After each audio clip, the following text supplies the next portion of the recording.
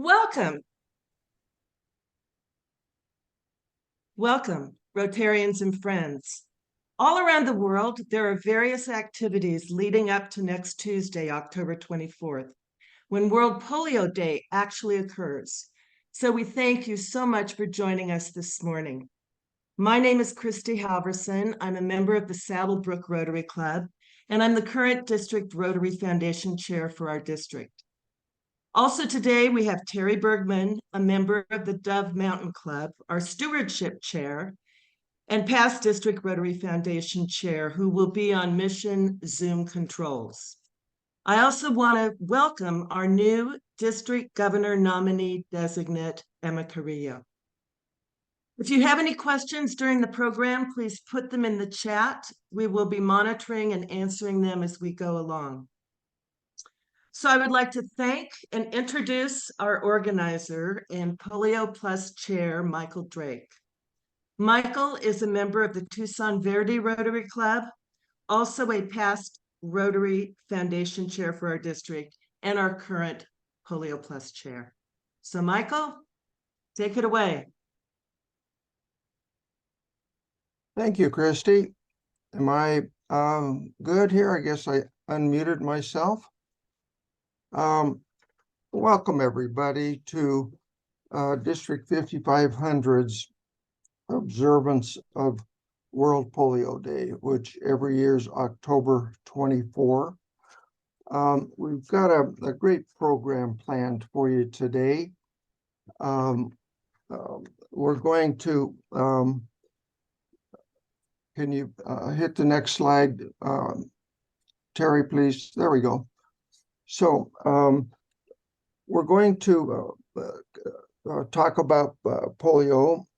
I want to recognize, of course, Terry Bergman, past district governor, who's on mission control here today helping us.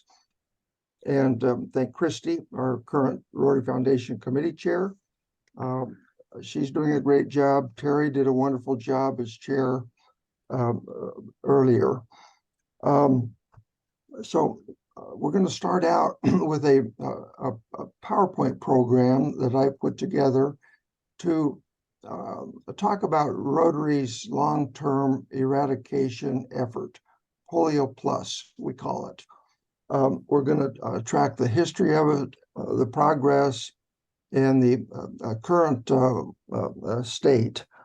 We're going to talk to a medical doctor, Dr. Marnie Uhlberg, physician in Colorado, to talk more about what polio is, how it's contracted, its manifestations, treatments, and so forth. And then we're going to talk to Phyllis Bannister, a polio survivor who lives in Green Valley, Arizona. She has quite a personal story, very inspiring. She's a good friend of Rotary. And then finally, we're going to talk to you about the Polio Plus Society, district-sponsored recognition program to support our eradication efforts. So let's get started. The earliest evidence we can see of polio came from this tablet in Egypt, 14th century BC, and the fellow there with a walking pole, you can see, has a withered right leg, and people conclude that he had polio, and this was the first evidence of that.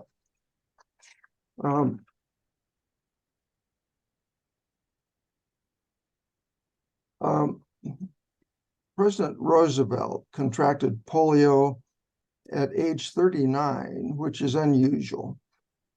People who contract paralytic polio usually do so at a very, very young age.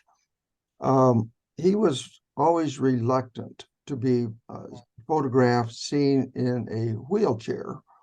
But this is an example of such a photograph. FDR created the National Foundation for Infantile Paralysis in 1938. And then following that, we had the March of Dimes. The comedian Eddie Cantor started a campaign for people to send dimes to the White House. And this became so popular that the name was changed from National Center for Infantile Paralysis to the March of Dimes. That organization still exists, but it deals with conditions other than polio regarding child health. The 1950s were a very bad time for polio in the US. It was an epidemic, and it reached its peak in 1952 when there were 57,000 cases of paralytic polio, resulting in 3,100 deaths. And it is estimated that during that period, 21,000 children were paralyzed, experienced some degree of paralysis as a result of the virus. This prior slide showed these hideous iron lungs that people were put into so they could breathe. The polio paralyzes some voluntary muscles like your legs, arms, perhaps. It also affects the diaphragm, which you need to breathe. And without the iron lung, these people couldn't breathe. So that was a remarkable period. I came across this ad, and as a trial lawyer, it kind of struck me about insurance companies and how they operate. This is an example of Blue Cross promoting its health insurance, but to read it, you almost think that they're trying to say that if you bought their insurance, that would protect you from polio. Well, that's ridiculous, of course, but it shows that once polio became endemic in this country, insurance companies started taking notice. And by the way, folks, if you have a question as we go along here, post it in chat, and later we'll address your questions. So this is a newspaper clipping that I found in the storefront window of a plumbing shop on Main Street in my little hometown of Lander, Wyoming. And it promotes a polio benefit dance in Lander. And you maybe can't see it, but the date on it down there is January 22nd, 1953. And I thought that was quite an unusual, remarkable newspaper clipping to have in a store window these days. So Jonas Salk is a scientist, University of Pittsburgh, credited with developing the Salk vaccine.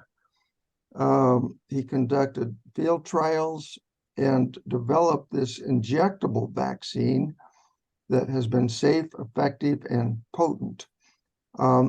His vaccine contains essentially a dead, inactive polio virus. But the point is that once that is injected into the human body, it's alive enough to have your body create antibodies to fight off polio. And Dr. Mielberg can talk to us more a little later about how that works. And incidentally, we observe October 24 in particular as World Polio Day because that was Dr. Salk's birthday. A few years later, Albert Sabin developed the oral vaccine. And this was, this vaccine is what made our polio eradication efforts possible because it could be administered by non-medical professionals, which was a great boon. The Sabin vaccine contained a live polio virus, very weak, very attenuated, but it accomplished the same thing to have your body create the antibodies that would fight off the virus. Because it was a live virus, in rare instances, I think I read 1 in 2 million instances, the oral vaccine itself could cause polio, vaccine-derived polio, it's called. But that was one unfortunate consequence of it. But at the same time, it allowed Rotary and our partners to mount such an effective eradication program. So when did Rotary get involved in this effort? Well, in 1979, the Rotary Foundation funded an immunization program in the Philippines with a 3H grant, Health, Hunger, Humanity. We no longer have those specific grants, but that effort resulted in immunization of about 500,000 children in the Philippines.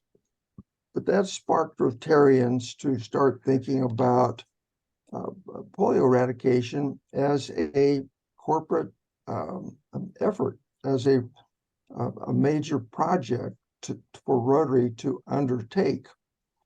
Carlos Canseco was president of Rotary International in 1984-85. He's a medical doctor in Monterrey, Mexico. And some people credit him with being the father of Polio Plus, as in 1985. In 1986, Rotary started the Polio Plus program and made the audacious pledge to eradicate polio worldwide. If successful, that would be only the second infectious virus to be eradicated in the world. The first, of course, was smallpox in 1980. So Rotary started the program in 86, and then in 1988, we acquired 3 very important partners to form the Global Polio Eradication Initiative. UNICEF, the U.S. Center for Disease Control, and the World Health Organization. And the Global Polio Eradication Initiative has been, since then, has been the administrative structure worldwide for the eradication effort. Later, we acquired additional partners. The Gates Foundation has been a absolutely marvelous supporter. Bill Gates nor Melinda Gates themselves were not Rotarians, but Bill's father was a Rotarian in, I believe, Seattle, Washington. But the Gates Foundation has really stepped up, and for quite a number of years, Gates will match our contributions to Polio Plus 2-for-1. So your $100 donation, for example, matched 2-for-1 by Gates results in $300. And Gates will match up to $50 million of our donations for the effort. At the Rotary International Convention in Atlanta in 2017, Gates spoke, and he said that of all the philanthropical efforts and causes the foundation supports, the eradication of polio was their -- priority. That is a remarkable endorsement. And over the years since Gates became involved, the foundation has contributed over $5 billion to the eradication effort. And a year ago, pledged another $1.2 billion going forward. The Gavi Vaccine Alliance is an organization that develops the vaccine itself and distributes it. So it's a very important partner as well. So this is what we were up against in 1988. Worldwide, 360,000 cases a year of paralytic polio. Not everybody who contracts polio experiences any degree of paralysis, but this was 360,000 cases every year of paralytic polio, primarily in children, in 125 countries. That's what we started fighting against. Next, Terry. So the World Health Organization divides the world into 6 regions, and Africa, Americas, Eastern Mediterranean, Europe, Southeast Asia, Western Pacific. And when one of the regions goes for 3 years without a new case of wild polio virus, World Health Organization declares it polio free. So in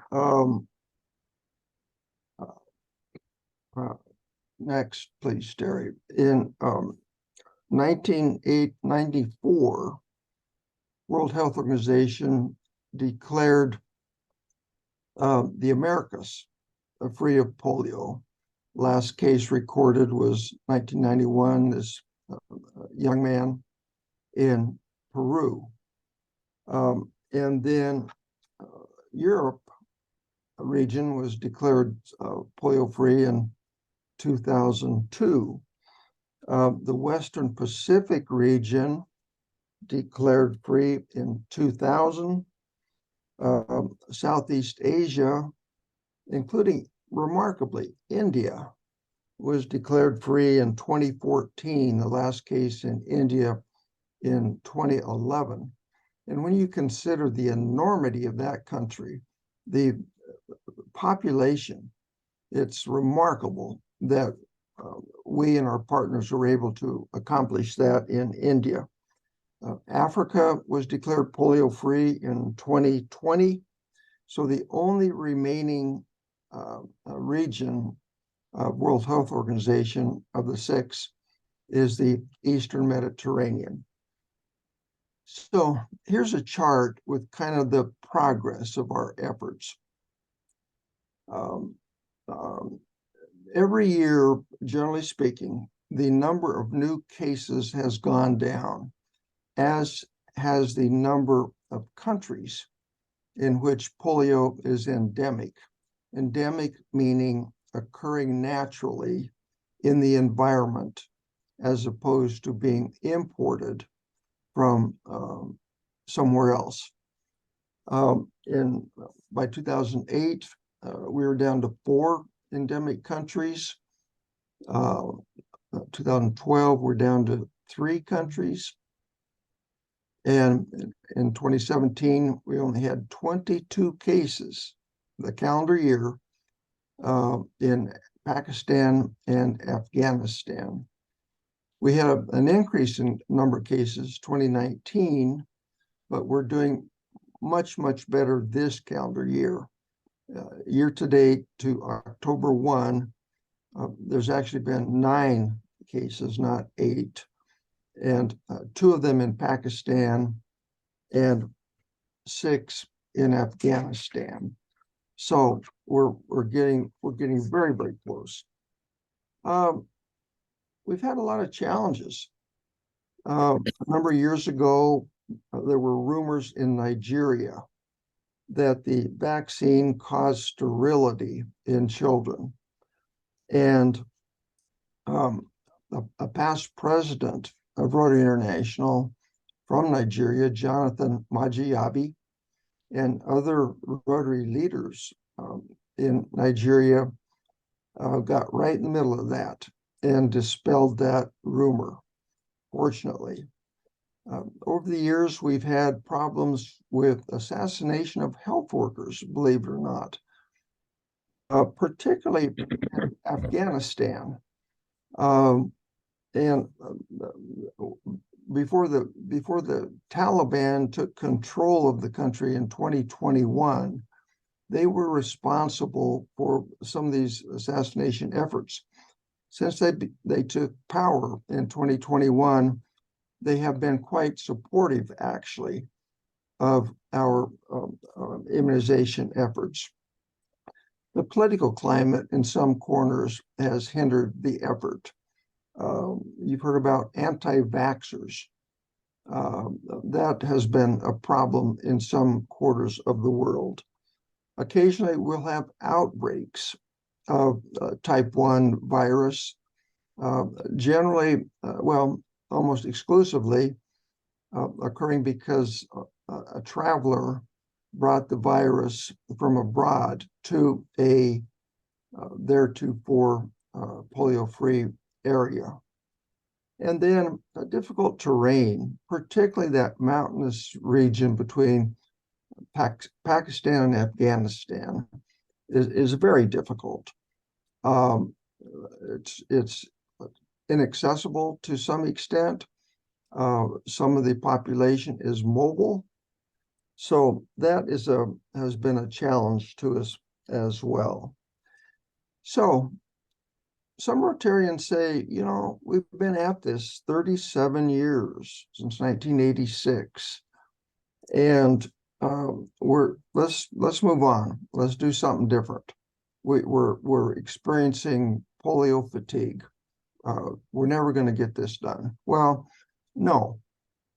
If we stop that effort now, this slide shows you what would happen. Estimated that 200,000 cases a year we would have within the next 10 years. And this huge financial investment of $18 billion would have been lost, including the investment that you and I personally have made as Rotarians, totaling $2.2 billion. And then to say nothing of the cost of loss of productivity and medical treatment that would ensue were we to stop the effort. You maybe have seen this promotion, the We Are This Close campaign, with celebrities supporting our effort. And you will recognize these people. Top left, Jane Goodall, the anthropologist who has done so much work with, I believe, chimpanzees in Africa. Queen Noor of Jordan, the professional golfer Jack Nicklaus. Nicklaus himself contracted polio as a child, but he outgrew it, the effects of it, to the point where he arguably has been the most successful professional golfer in the world. He has the most major golf wins in the major tournaments, I think 18 at this point. Bottom left, the Israeli violinist, Itzhak Perlman. He uses crutches and has lower limb paralysis.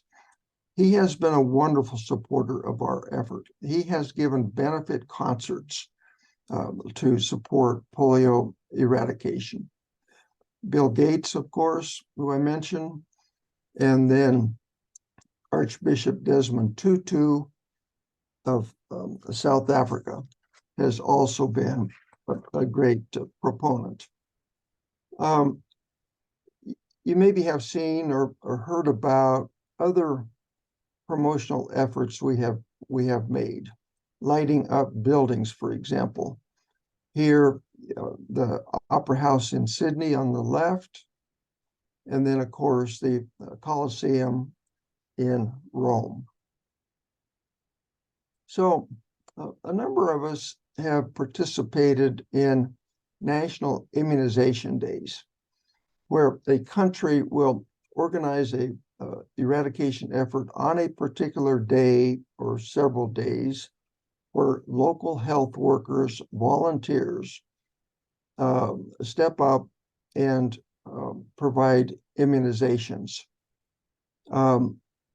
In 2005, our past director, Phil Silvers, and I traveled to India to administer the drops.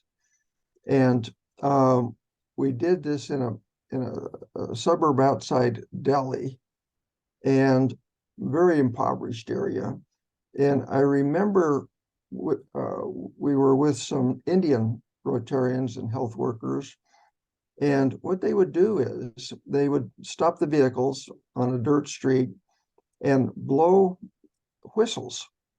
And you could see up on the hillside these little kids looking out the door, looking out the window to see what was going on.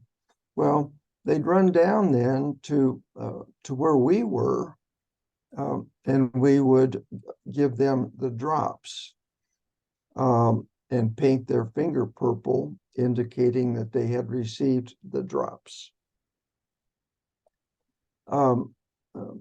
As I mentioned, I traveled with Phil to India for this program, and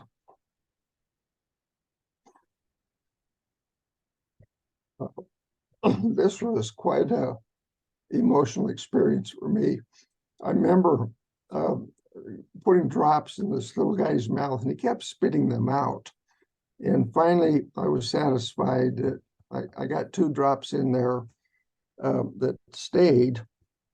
And I remember looking at the mother, and she had this most remarkable expression of gratitude for what we were doing, but also pride in what she was doing, because she knew polio.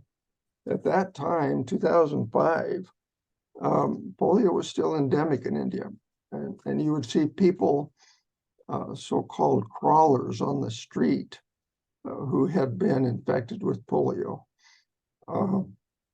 Yeah, that was quite a remarkable experience. Past Governor Ann Fisher had gone to India. We've also had quite a number of our other Rotarians go to national immunization days. Terry Bergman, past Governor Randy Brooks, and Steve DiMuzio went to Nigeria. And more nearby, we've had immunization programs in Sonora, where we bus down. And I see the past director of Rotary International, Brad Howard, whose family has a travel agency in Oakland, is organizing an NID to India. I'm not sure when that is scheduled, but those are great opportunities to get involved. So the Rotary Foundation sets goals for us, for districts to contribute 20% of their district designated funds, and each club to contribute $1,500 annually. Just a quick primer on district designated funds. We distinguish, of course, between Rotary International, which is the organizational structure of our 34,000 Rotary clubs, 530 Rotary districts around the world. We distinguish that from the Rotary Foundation, which is our charitable arm. We contribute to it, and it in turn funds grants, polio eradication, and so forth. So there are three pots of money really at the Rotary Foundation. One is the Polio Plus pot that we contribute to. The second is the endowment fund, or used to be called permanent fund, where generally large amounts from estates, from trusts, and so forth, they go into it, and those funds are invested. The corpus is not spent, but earnings come off of the endowment fund to fund foundation projects. And then the third pot of money is the annual fund. Consider it Rotary Foundation's operating account, its checking account. We contribute to it to make progress toward our Paul Harris Fellow status, for example. And those funds are invested for 3 years, and then they come out, and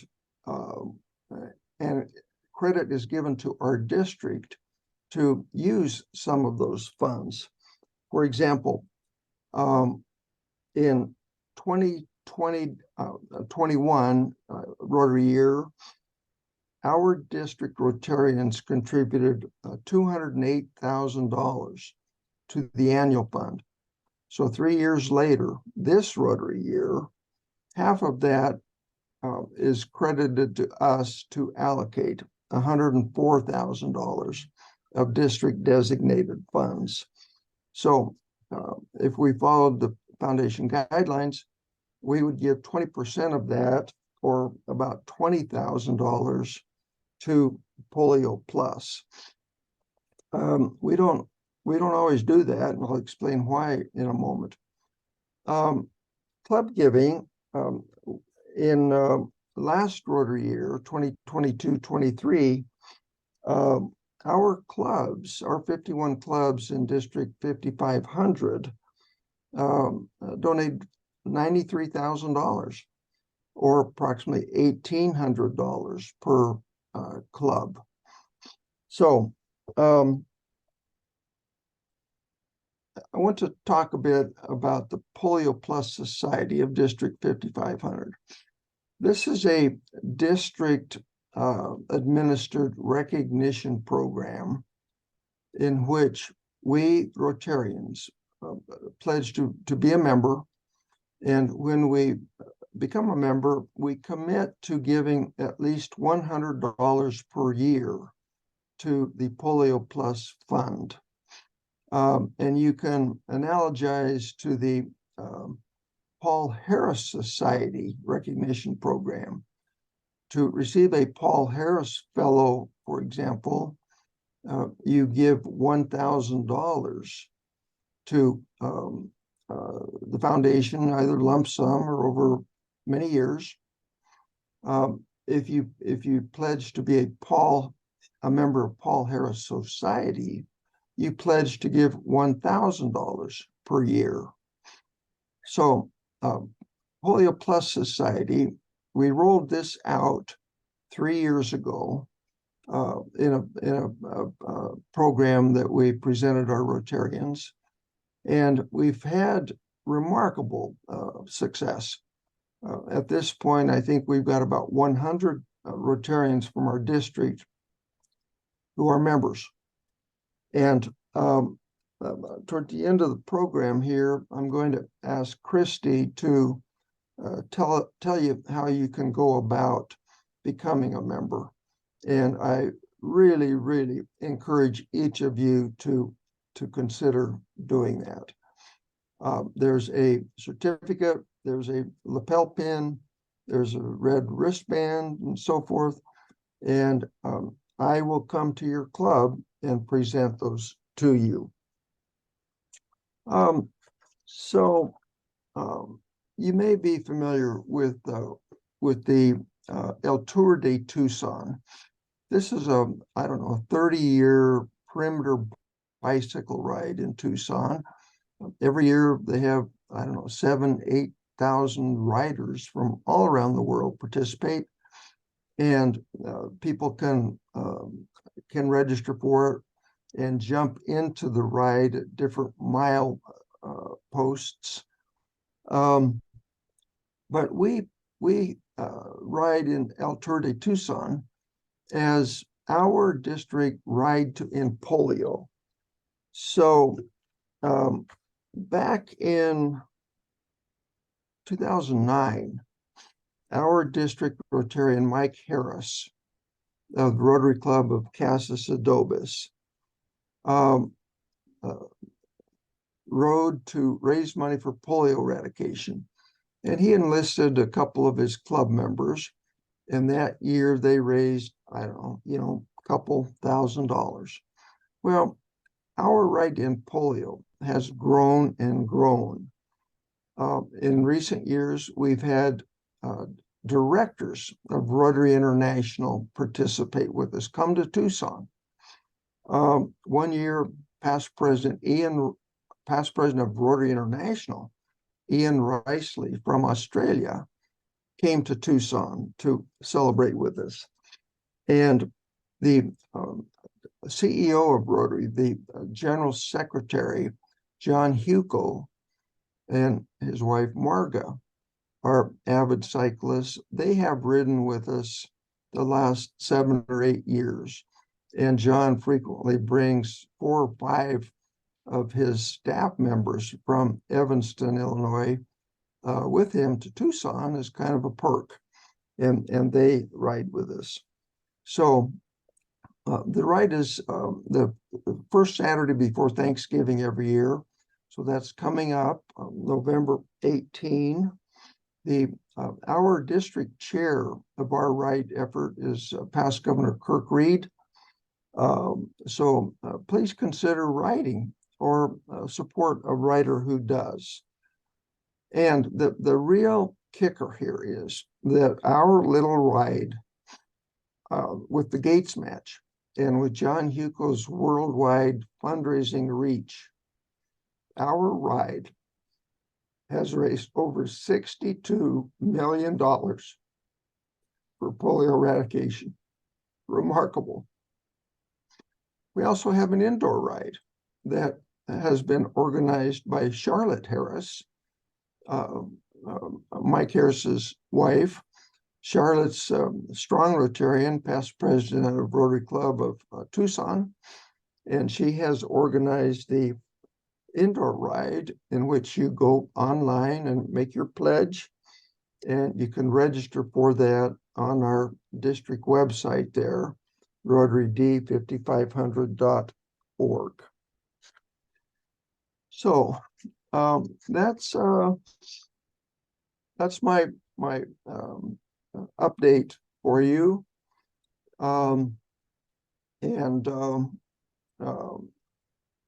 Next, Terry. That's all I have on that. Christy, do we have any questions at this point? We do not. Okay.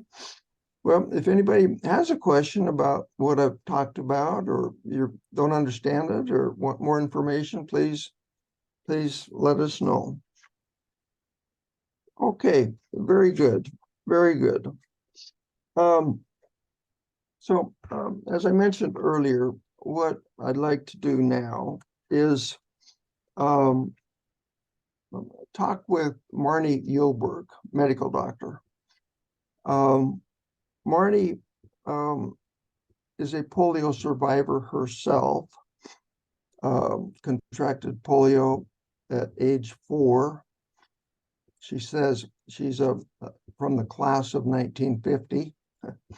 of people who contract polio. She was born, grew up in South Dakota. She has a degree from South Dakota State University and a medical degree from University of Arizona College of Medicine. She did a residency in Mercy Hospital in Denver. And because of that, she's essentially stayed in the Denver area over her career. She is mostly retired as a family physician, but she estimates that she has seen over 1,500 polio survivors in a post-polio clinic that she has voluntarily run in the Denver area. For our purpose, Marnie is a Rotarian. She's a longtime member of Rotary Club of Wheat Ridge, Colorado. Like she has been the district Polio Plus chair in her district, but more significantly, she is at the beginning of her first of a 3-year term as our Rotary Zone 26 End Polio Now coordinator. Big job. And just another kind of aside, you may ask, well, what's a polio zone? Rotary World's divided geographically into districts. For example, we are in District 5500, which covers 51 clubs, essentially in the southern half of Arizona. The northern part of Arizona is District 5495. And a group of districts form a Rotary zone. So we are in Zone 26, which includes 16 Rotary districts, the 2 in Arizona, New Mexico, Western Texas, and then Colorado up through the Bay Area and Hawaii. So that's our Zone 26, 16 districts.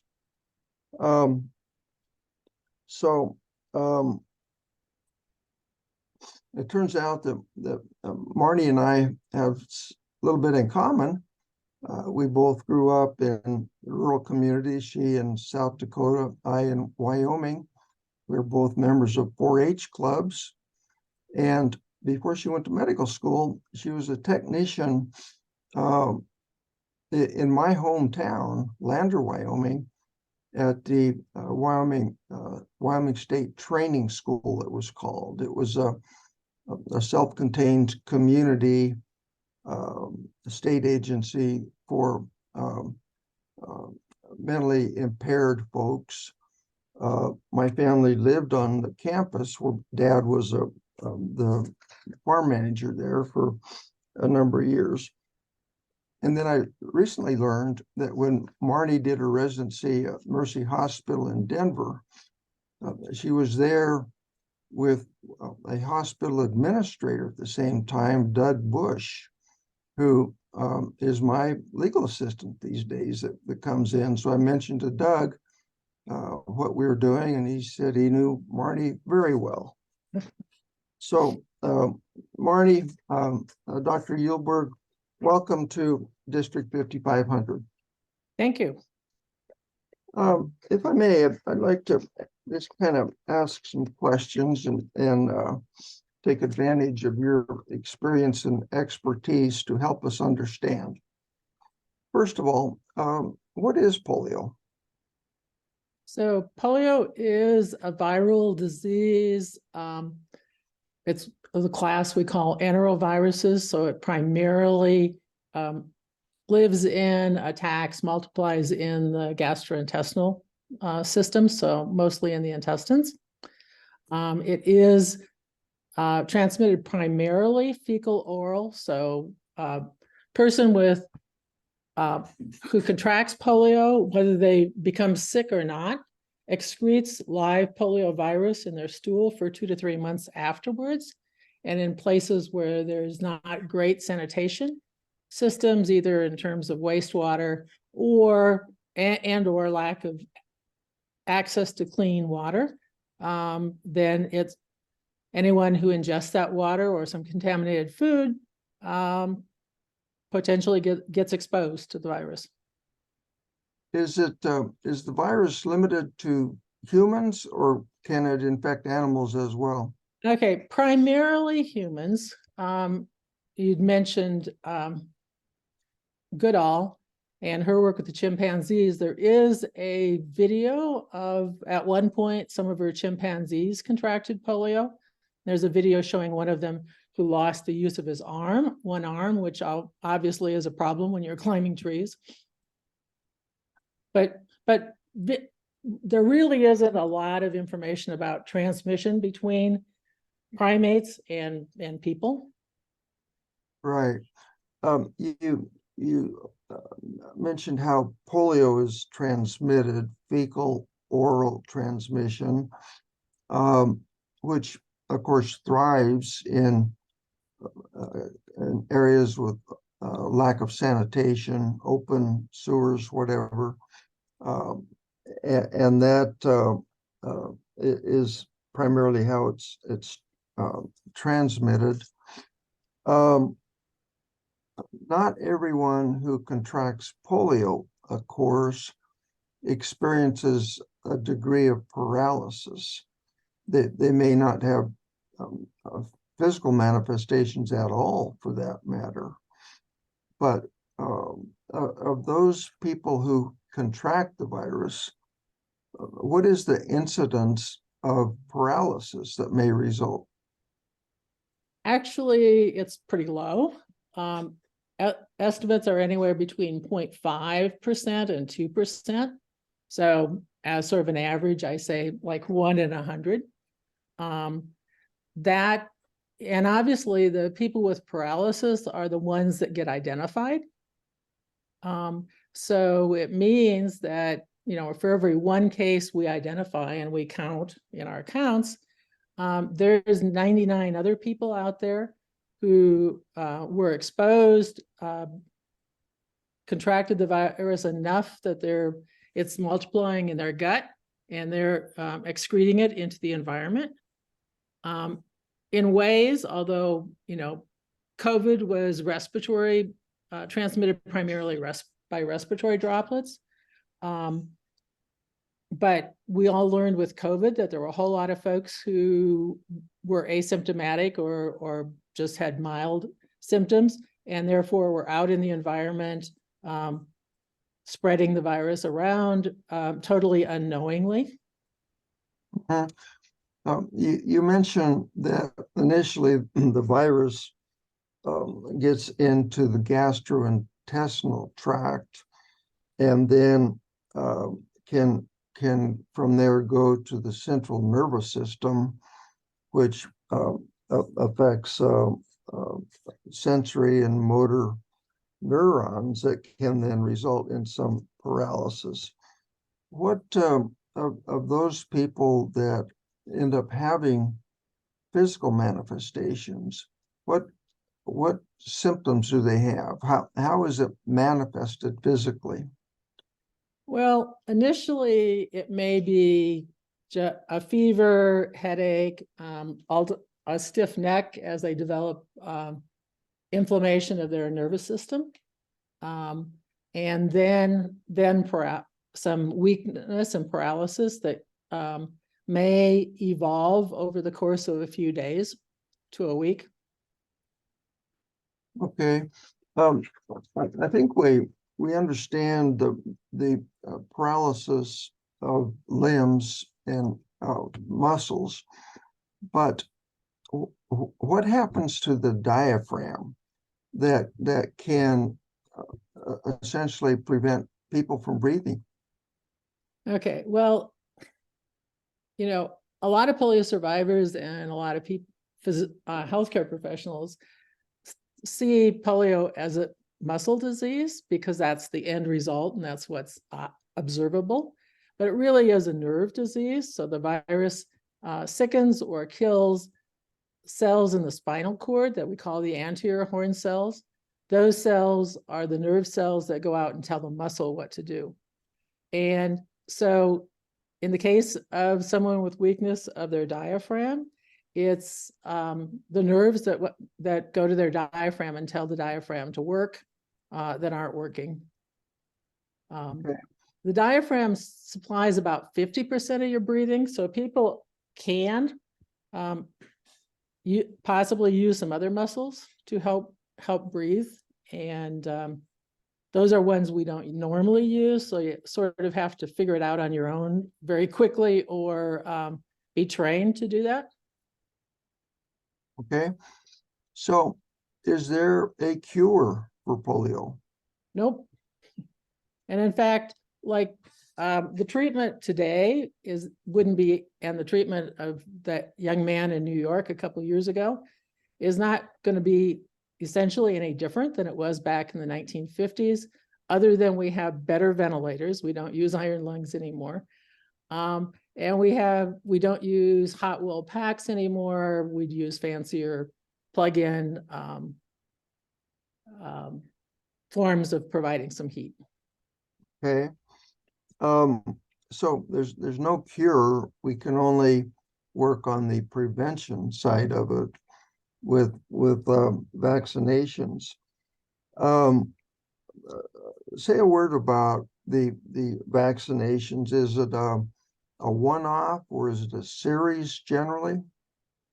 It's a series of both the injectable and the oral polio vaccine. A minimum of 3, preferably 4 doses of each of them, and given over a period of time, so that, because each time you give a dose and the body gets exposed to the virus, they mount a greater immune response, a greater antibody response. Okay. And was my statement earlier accurate that the principle on which the vaccination works is that the vaccination or the drops put a polio virus into the body that is not strong enough to actually cause polio in that person, but it's strong enough for the body to start creating antibodies to ward off a subsequent infection. Yes, and you said something about the injectable vaccine having killed but live, but it's all, it was the Salk vaccine, the IPV is all killed virus. It's the body will react the same as long as when it's exposed to a foreign substance, a foreign antigen, whether it's dead or alive. For example, the tetanus shots are all dead, tetanus bacteria. Yeah. The oral polio vaccine is an attenuated, so a significantly weakened but live virus, and that's proven. There are some definite advantages to using that. One is it's cheap. Secondly, as you mentioned, it doesn't require trained medical personnel to administer. But thirdly, and one of Dr. Sabin's big points of why he felt his vaccine was superior is that it induces gut immunity. So because it's given orally, the body develops antibodies in the gut, so that if a polio virus gets ingested, it attacks it in the gut before it can ever get a chance to get into the bloodstream and the nervous system. It also then means that the next time that person gets exposed to polio virus, whether it be from oral polio vaccine or from the disease, they won't be, the virus won't multiply in their gut, and they won't be excreting tons and thousands of copies of the virus out into the environment. I see. Growing up, I had a first cousin in Wyoming, Wanda Drake, who contracted polio as a very young age, perhaps as an infant. and had lower limb paralysis, but nonetheless had a career as a public school teacher. But later in life, she developed what is called post-polio syndrome, and ultimately, I think, caused her death. What is post-polio syndrome? Okay, so post-polio syndrome is a group of symptoms. Any syndrome is a group of symptoms for which there isn't a definitive test to prove it, which makes it a challenge, but it occurs about, well, by definition, it has to occur at least 15 years after the original polio, but it can happen up to 50 or more years after the original polio. And we don't know exactly the cause. There are several theories. The symptoms are one or more of the following list: increasing muscle weakness, primarily in muscles that were originally affected by the polio, but also in muscles that we thought weren't affected, musculoskeletal pain, and or unexplained fatigue. Do you have any idea at all of those people who contract paralytic polio, what percentage end up experiencing the post-polio syndrome?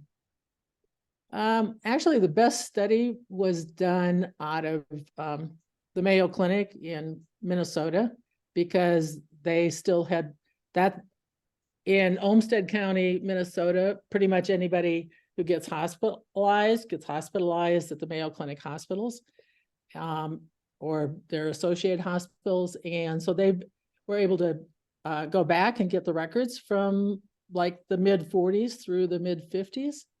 And again, in small communities, even if you've moved away, somebody knows, oh yeah, she was Mary's daughter and blah, blah, and had a connection. So they've been able to do a nice follow-up. And in their study, up to 50% of the people who'd been hospitalized at their hospitals with acute polio, now on interview, had symptoms of post-polio syndrome. Okay. May I ask, have you experienced post-polio syndrome? Yes, you may ask, and yes, I have. That's what actually got me involved in setting up a post-polio clinic in 1985. From the time I was in junior high until about age 40, I was able to walk without a brace, and then I was getting more weakness. And so in the mid 80s, I had to go back to using a brace. And now, for me, the symptoms are primarily increasing weakness. Now, over the last 40 years almost, about every 10 to 15 years, I've had to go up one level in bracing. Okay. Well, Dr. Yulberg, we thank you so much for participating in our program today and lending your experience and expertise. Christy, do we have any questions for the doctor? We have a couple. Marnie, from Bonnie, the first is, when we talk about polio transmission, what is the situation in refugee camps? When people from high-risk countries travel to other areas, what is the risk of transmission, particularly in high population areas? Well, I don't think we've calculated the risk, but it's certainly there. And the gentleman in New York who contracted circulating vaccine-derived poliovirus type 2,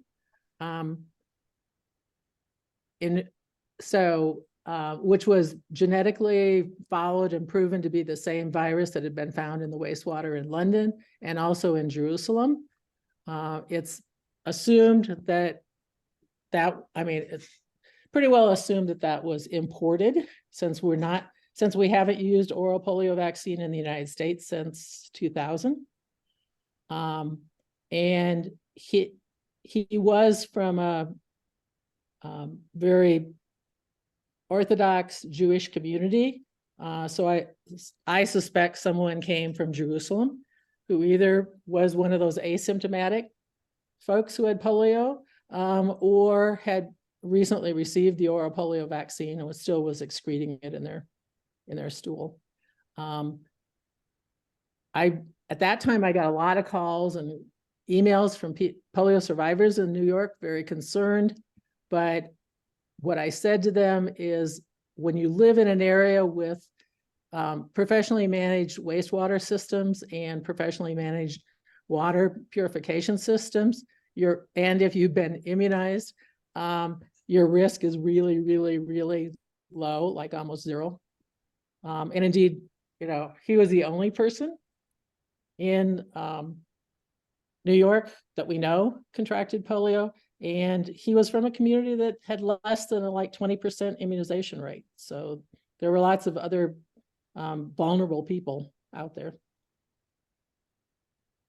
It is a concern with some of the, particularly, one of the things I saw earlier in the chat was, particularly the issues now in the Middle East with Israel and the Gaza Strip, and also Ukraine. So interestingly, Ukraine has been using the oral polio vaccine, but all the rest of the European Union uses the IPV, the killed vaccine. So, and it was a concern as people were migrating. But I think the countries that they've migrated to that are part of the European Union, then they've subsequently gotten IPV too. It will be a concern, just like our numbers increased during the pandemic because a lot of the immunization programs were ceased because there were just higher priorities going on at the time. Okay. Second question. Has anyone calculated the costs of polio treatment or therapy, like wheelchairs, since most people are children when this disease occurs?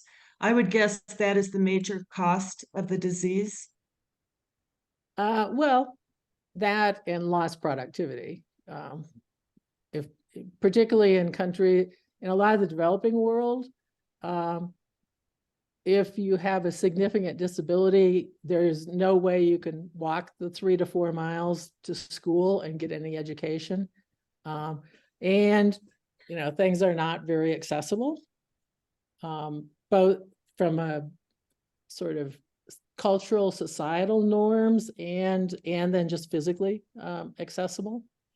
I think that's one of the things for me as I talk to Rotarians. My sister also had polio.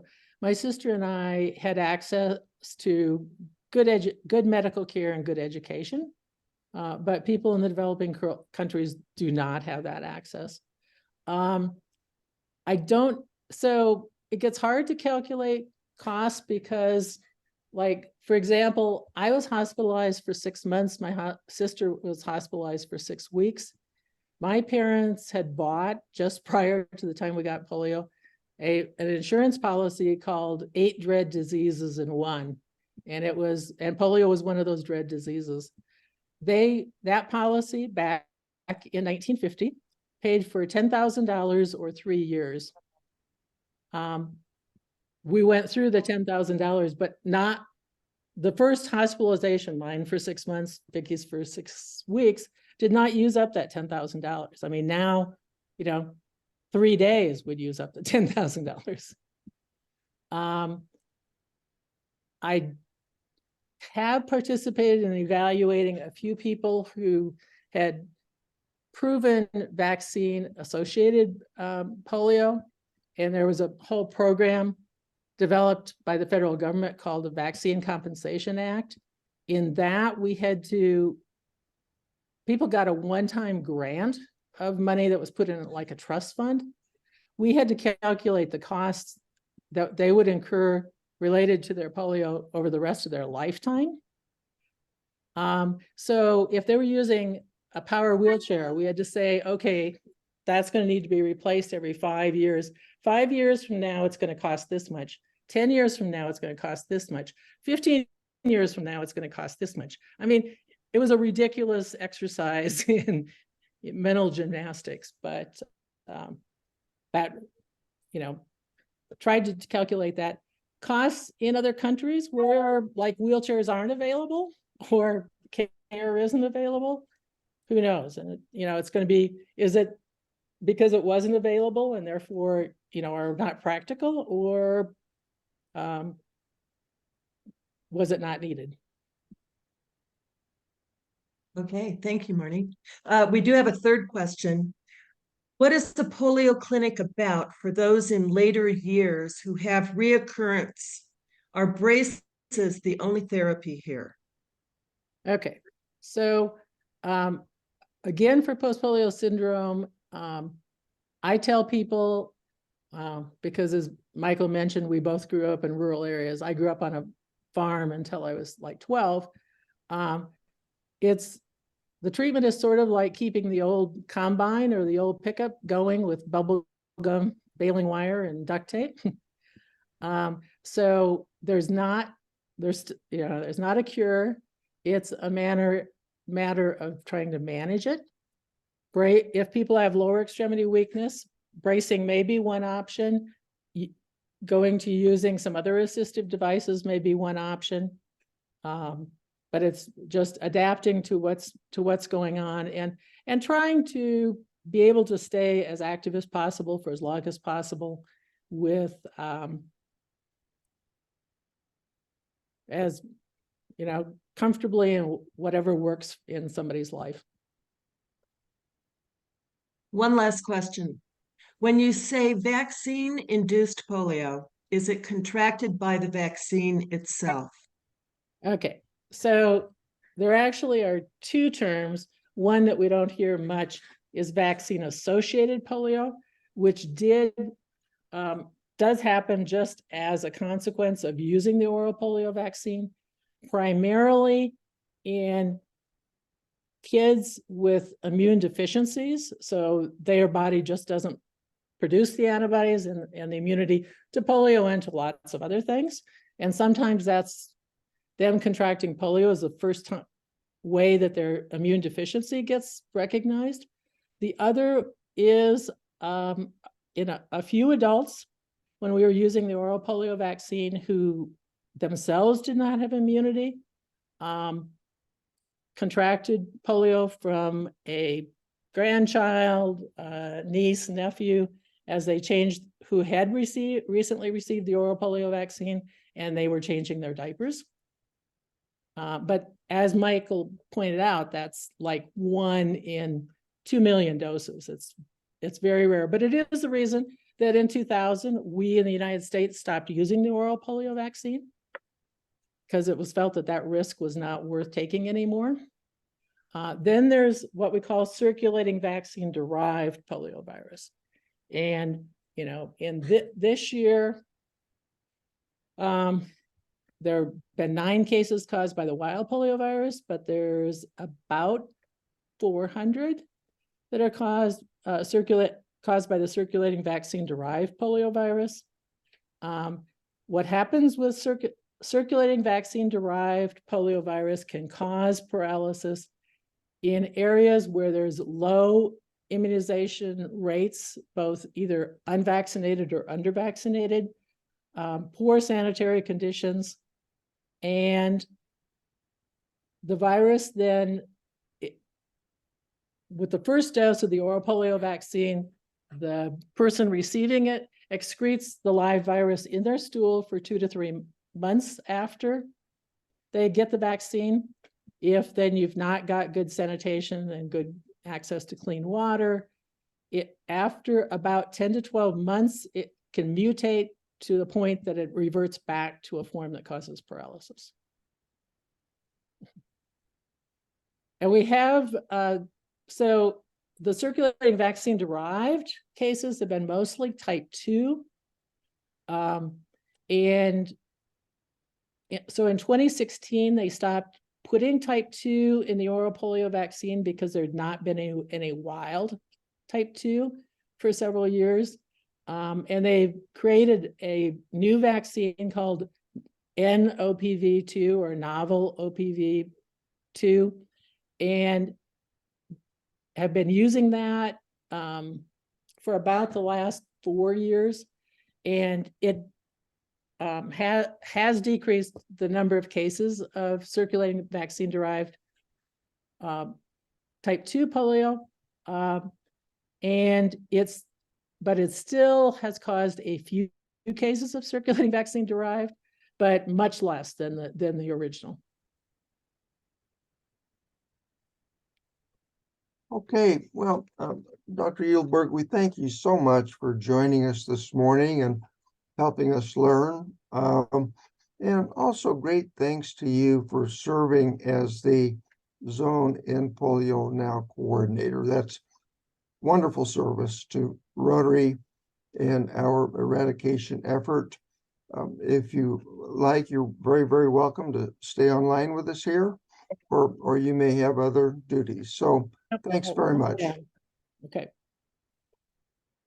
I wanted to, you saw the slide earlier with Jack Nicklaus and Itzhak Perlman and so forth. Here's some other people whose name you know who contracted polio. Alan Alda, Mia Farrell, Donald Sutherland, Johnny Weissmiller, who was an Olympic swimmer who won 5 gold medals in the 1920s. And obviously, polio didn't affect Jack Nicklaus, perhaps the most successful professional golfer ever. The movie director, Francis Ford Coppola, who directed the Godfather movie and sequels. Bill Cullen, the host of the old TV show Price is Right. And if you remember who Bill Cullen is, you're older than dirt. Also, Ben Bradley, former executive editor of the Washington Post, folk singer Donovan, singer Joni Mitchell. We mentioned Itzhak Perlman, musician Neil Young. The U.S. Senate Minority Leader Mitch McConnell contracted polio and still has some manifestations of it. Robert McNamara, former Secretary of Defense during Vietnam War era. The Mexican artist Frida Kahlo had polio, and we mentioned Jack Nicklaus. So, and now we'd like to talk to a wonderful woman, Phyllis Bannister. Phyllis is a polio survivor who lives in Green Valley. She's not a Rotarian, although I keep telling her she should be.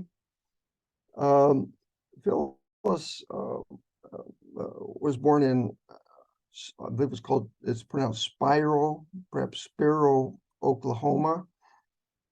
Contracted polio as an infant. And we'll talk about her personal experience. But Phyllis got a bachelor's degree from the University of Oklahoma and later a master's degree in public administration, summa cum laude.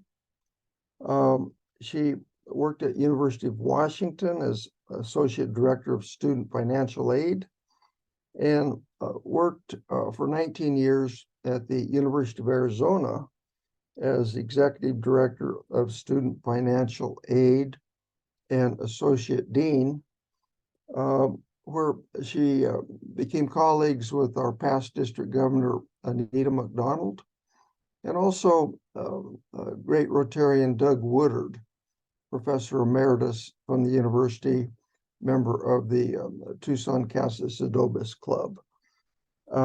Phyllis has been a wonderful community volunteer. She responds with 67 fourth graders at Continental Elementary School, where they do weekly journaling to help them improve their writing skills and let them have a personal friendship with a caring adult. She volunteers at the United Way, the Ishkashida Refugee Network, where she has worked with refugees from Nepal to learn to sew clothing, for example. She and her husband, Tom, have been married 45 years. They have 2 children. And Phyllis is a very, very good friend of Rotary. She's spoken to a number of Rotary groups. And in 2017, the Rotary Club of Green Valley gave her a public service award. So Phyllis, welcome to our program today, and thank you for participating.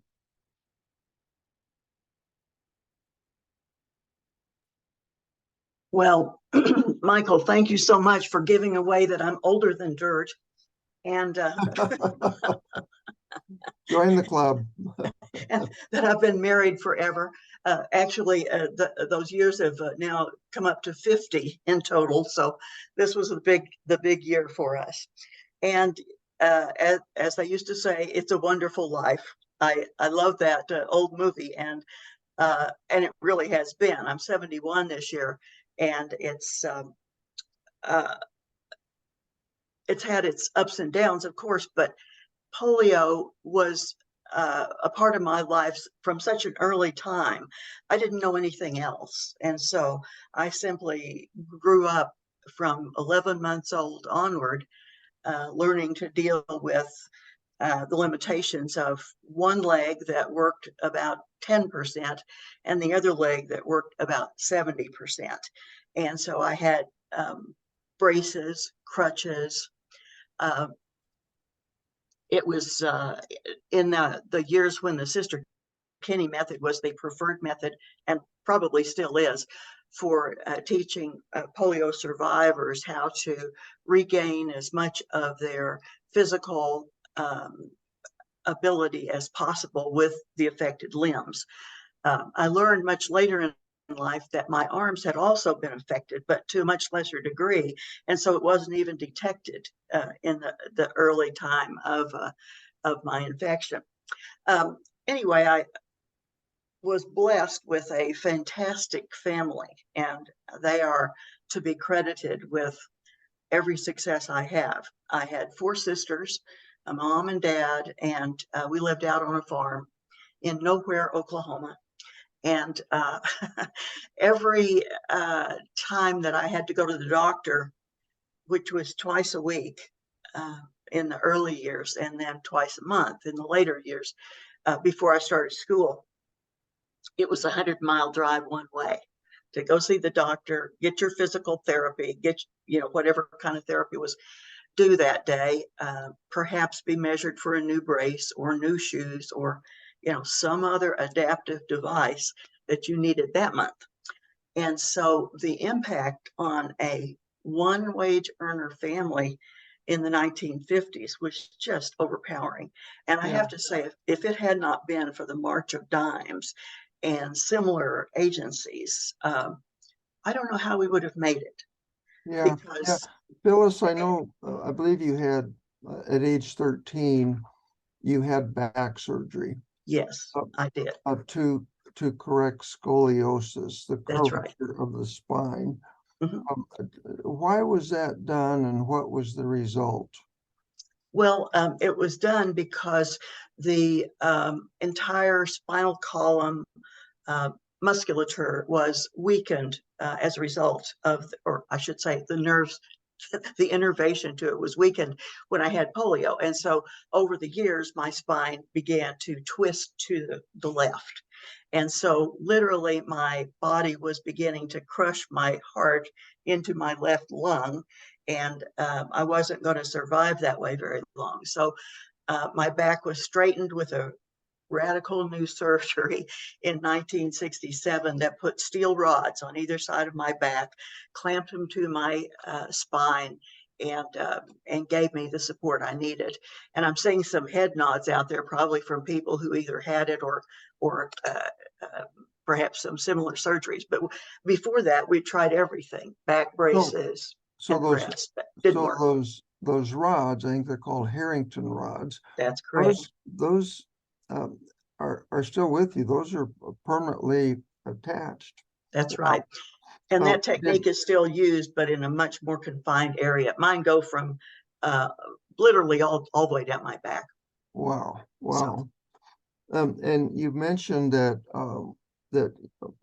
early on you used crutches and leg braces. Do you still have mobility, or are you basically in a wheelchair now? Basically, I'm in a wheelchair. I can walk as far as my front door to my car, which is a few feet. Get in the car and drive away. Thank God I can still drive. But it's really become more limiting over the years, especially since about 45, when I developed post-polio syndrome.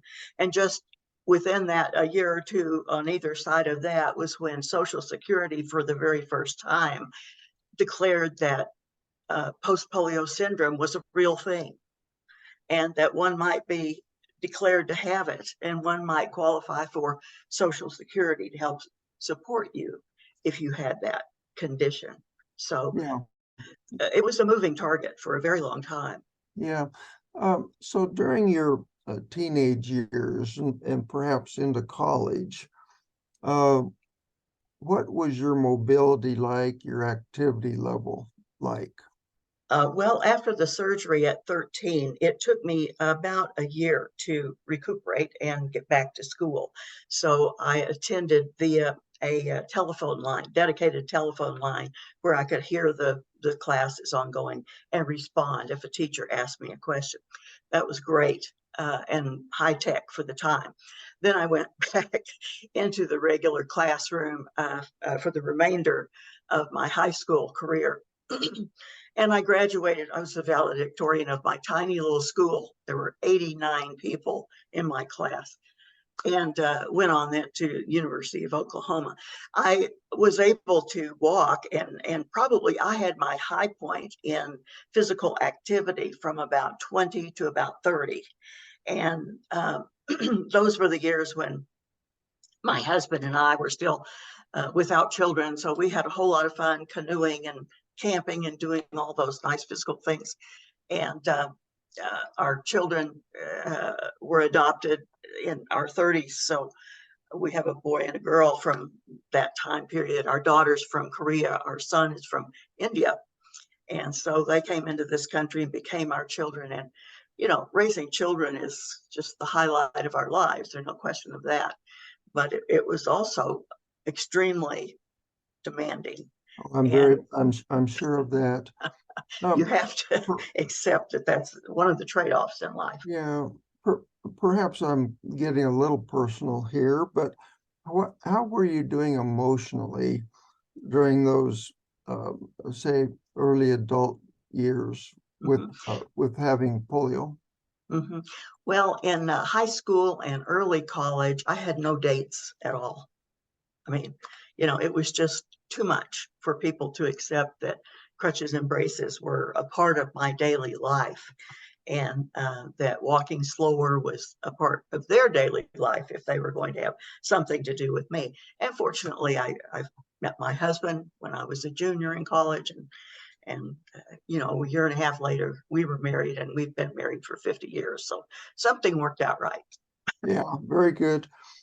I've heard you comment that that you were a full bore poster girl for polio with braces and crutches, but in those formative years, school kids can be very mean. Were you the object of some ridicule or comments particularly? I really wasn't in that small town. We had 3 people in the town that had contracted polio and had the paralytic type. And so one was an adult, one was a few years older than I, and then there was me. And so the older 2 just had a limb that left them with a limp. but I was the one that was much more affected. And so the town was sort of like, wow, is this lucky or what? We've got 3 people to show that polio is a real thing. And you can believe people took the vaccine. People understood that this can happen in our little place, in our little town, and it needs to be taken very seriously. And I think it was important enough to people that they just didn't allow for a lot of talk about polio or about differences that were physical in nature, and you just had to adapt and go on. Right, right. I sort of outlined a very successful professional career you have had, but do I understand that at some point the physical impact of polio forced you to retire, much to your chagrin and perhaps anger? Yes. I had to retire when I was 50 because I'd gotten to the point where I would, with full agreement of my employer, lie down for an hour at lunchtime and take a break, between the morning and the evening. But I was just overpowered with the fatigue. And it was the fatigue that drove me out of the workplace and into retirement very early. And I spent the first 2 years very angry about that and not adapting very well as a result. Yeah. But then I got into the kinds of programs you talked about, like volunteering in the schools. I could do that at the pace that fit my possibilities. And that was a lot of fun. Yeah. We've talked some with Dr. Yulberg about post-polio syndrome. What has been your experience with that? Well, when I was younger, I used to say polio was the ideal kind of disability if you had to have one because it didn't hurt. I mean, yeah, you had this just weakness with your body, you made your adaptations, and you went on down the road. But that became a lie over time. The pain came back, the extreme and unending tiredness came back, and it didn't matter how many hours you slept, what diet you used, or anything else. Those things drove you down day after day, and it just became impossible for me to do everything. And you get to those different parts of your life, such as now. I'm actually in better shape now than my husband, so we kind of go along together, just limping and moving in concert. I don't think that's unusual for the wife to be stronger than the husband in marriages. Well, Phyllis, as I mentioned earlier, you are very familiar with Rotary and Rotary clubs. You've spoken to our groups, supported us. But speaking to our group here today, what can you say? What encouragement can you give us to continue to support the eradication effort? Well, polio is a lifelong condition. Pardon me. Once you have it, you're dealing with it every day after that point, and perhaps with post-polio syndrome too. What I would say to Rotary members is that it's an uncertain world we're living in, and certainly the conflicts, as Dr. Yulberg was talking about and answered questions about, make that an even more worrisome situation that polio could recur in larger numbers than we've seen in recent years. And once it gets started, it can move very quickly among populations. And just as we saw in this country in the 1950s, the numbers can get out of control very quickly, and you've got to get in fast if you're going to have any impact on survivability and the best outcome physically that the person can hope for. Treatment is essential, and it's ongoing, and it's expensive. oh dear, the medical costs have just skyrocketed in recent times. And it's scary to think for me, if I were born today and went through the same series of medical treatments, just what impact it would have had on my family. Exactly. Yeah, yeah. Well, Christy, do we have any questions for Phyllis? We do not. Okay. Well, Phyllis, we thank you so much. You're a remarkable person, so positive, so strong, and so beautiful. We thank you for joining us today. Well, it's been my pleasure, and it always is, because thank you. The Rotary's made such a long-term positive impact on eradicating polio already, and the job is not done. So we have to go forward, and we have to keep reaching out and providing information so that people will know that it's not over and the virus can come back. It's just a matter of continuous vaccination and educating people, making sure that because they may be afraid of one vaccine, that they're not afraid of a proven vaccine that's been out there for 50 years, coming up on 100 years before too much longer. Right. We really cannot allow ourselves to forget. You're absolutely right. So thank you so much for your support, and all the best to you and your family. Thank you so much. Christy, back to you. We talked about the Polio Plus Society.